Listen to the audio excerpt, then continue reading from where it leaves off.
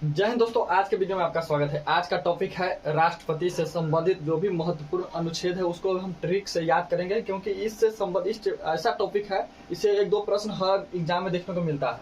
तो इस टॉपिक को आप ट्रिक से ध्यान में रखिएगा, आपका 10 अनुच्छेद ऐसे ही याद हो जाएगा, 10-12 अनुच्छेद ऐसे ही याद हो जाएगा। जितना भी ट्रिक बन सकता था उतना हम बनाए हैं। उससे आगे एक और पार्ट बनाएंगे जिसमें और भी राष्ट्रपति से संबंधित अनुच्छेद है। राष्ट्रपति का जो निर्वाचन कैसे होता है उस पर हम बढ़िया से विस्तार से वीडियो बना चुके हैं एक और, लेकिन एक और बेहतर बनाएंगे, उससे भी बेहतर बनाएंगे और राष्ट्रपति के पूरे कार्यकाल को समझने का प्रयास करेंगे नेक्स्ट वीडियो में। तो चलिए, सबसे पहले हम जानेंगे भाग 5। हम भाग 4 तक पढ़ चुके हैं। पिछले वीडियोज में भाग 4 तक हम पढ़ चुके हैं, पूरा कंप्लीट पढ़ चुके हैं। भाग 4 तक कंप्लीट हो गया। आज का इस वीडियो में भाग 5 पढ़ेंगे, ठीक है। तो भाग 5 में संघ यानी यूनियन के बारे में चर्चा किया गया है।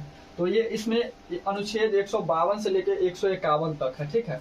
इसमें संघ में सबसे पहला टॉपिक है राष्ट्रपति, ठीक है। राष्ट्रपति के बाद प्रधानमंत्री है, इस सभी के बारे में, सभी मंत्रिमंडल के बारे में भी पूरा चर्चा करना है और लोकसभा राज्यसभा के बारे में भी पढ़ना है। तो सबसे पहले हम राष्ट्रपति के बारे में जितना भी महत्वपूर्ण अनुच्छेद है, इससे प्रश्न आता है। राष्ट्रपति से संबंधित अनुच्छेद के बारे में प्रश्न छोटे मोटे एग्जाम में तो हमेशा देखने को मिलते हैं, हर एग्जाम में देखने को मिलता है। तो चलिए, सबसे पहले हम ट्रिक से याद करेंगे। कैसे याद करते हैं? तो ट्रिक क्या है? पकानी कोका याद रखिएगा। पकानी कोका द्वयोदशम याद आपको रहेगा, बढ़िया से रहेगा, आप ध्यान से थोड़ा रखिएगा। पकानी कोका द्वयोदशम, ठीक है। पकानी कोका द्वयोदशम इतना याद रखिएगा, अपने आप बन जाएगा, ठीक है। तो चलिए, हम पहले सीरियली बैठा लेते हैं।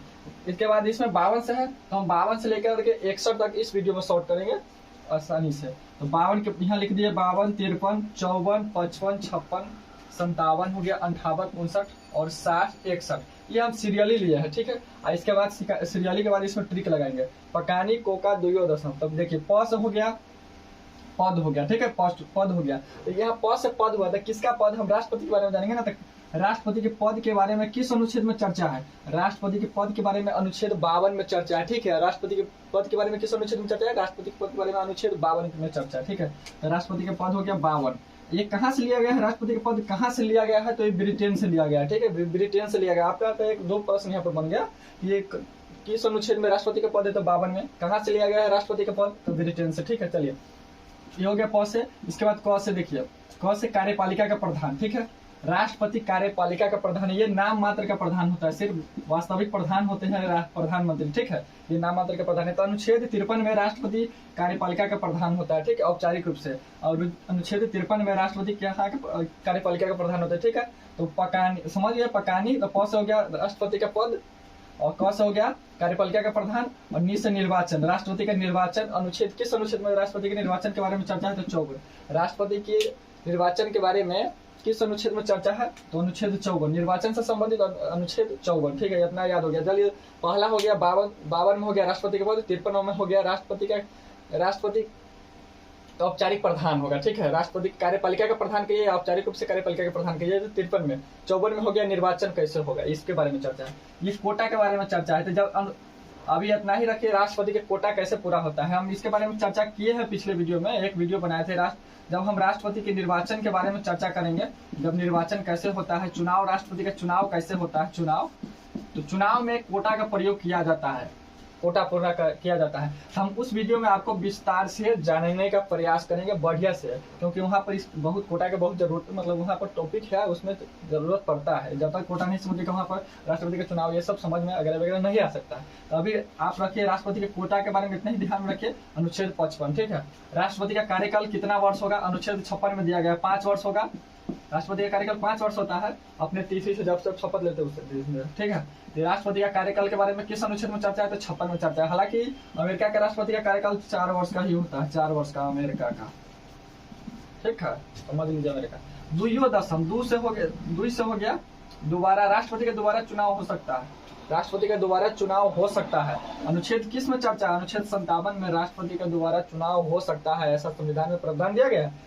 अनुच्छेद 57 में दोबारा चुनाव हो सकता है। राष्ट्रपति, एक व्यक्ति 2 बार राष्ट्रपति बन सकते हैं। कहने का मतलब ये हुआ है कि दोबारा एक व्यक्ति अगर राष्ट्रपति के पद पर 5 वर्ष कार्य कर चुके हैं और दूसरे बार चाहते हैं फिर से चुनाव लड़ना, तो लड़ सकते हैं और फिर से राष्ट्रपति बन सकते हैं। ये 57 में कहा गया है।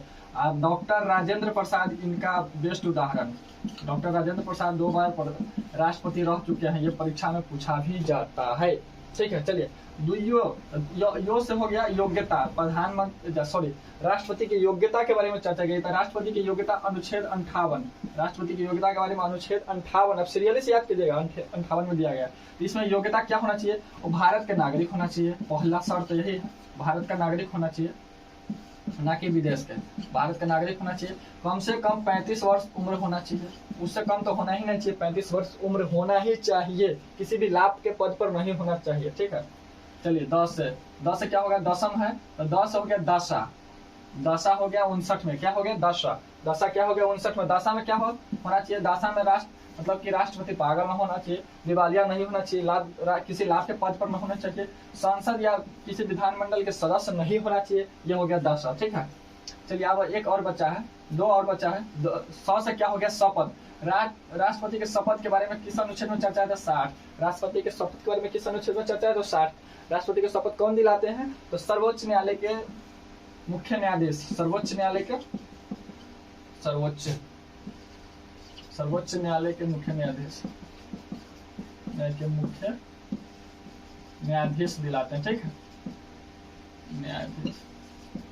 ठीक, चलिए अब 61 बच्चा, 61 में महाभियोग पर भी हम एक वीडियो बना चुके हैं, 61 अनुच्छेद पर, स्पेशल 61 अनुच्छेद पर वीडियो बना चुके हैं, आप देख लीजिएगा। नहीं है तो इसके बाद हम सीरियली चल रहे हैं, तो सीरियली में 61 का फिर से एक वीडियो बनाया जाएगा। लेकिन राष्ट्रपति को महाभियोग के मतलब है राष्ट्रपति को उनके पद से किस प्रक्रिया द्वारा हटाया जाएगा, कैसे हटाया जाएगा, संसद से पारित किया जाता है, तो ये 61 अनुच्छेद 61 में दिया गया है। तो उम्मीद करता हूँ कि आपको 10 अनुच्छेद 52 से लेकर 61 तक ऐसे ही याद हो गया होगा। आगे है अनुच्छेद 72 में राष्ट्रपति की समाधान शक्ति के बारे में चर्चा है। ऐसे बहुत सारे, ये अभी तक हम 61 तक पढ़े हैं, लेकिन 151 तक हम सभी अनुच्छेद को बेहतरीन ढंग से पढ़ेंगे बारी बारी से। लेकिन अभी तो कुछ महत्वपूर्ण था इतना जो सीरियली बन रहा था, और सीरियली में इसको इतना ध्यान में रखिएगा। इसे जितने भी हमेशा तो पूछा जाता है राष्ट्रपति का महाभियोग किस अनुच्छेद के तहत लगाया जाता है, तो 61 हो गया। पद किस अनुच्छेद में चर्चा है, तो 52 हो गया। ठीक है, कार्यपालिका का प्रधान 53 हो गया। 54 में राष्ट्रपति का निर्वाचन हो गया। तो ये बात सब आपको ध्यान में रखना चाहिए, छोटा मोटा बात नहीं समझिए इसको, बहुत इससे प्रश्न बनते हैं। तो मिलेंगे एक और बेहतर क्लास में, इससे भी बेहतर टॉपिक के साथ, इससे भी मोटिवेशन के साथ, इससे भी जोश और जुनून के साथ। तब तक के लिए जय हिंद, धन्यवाद।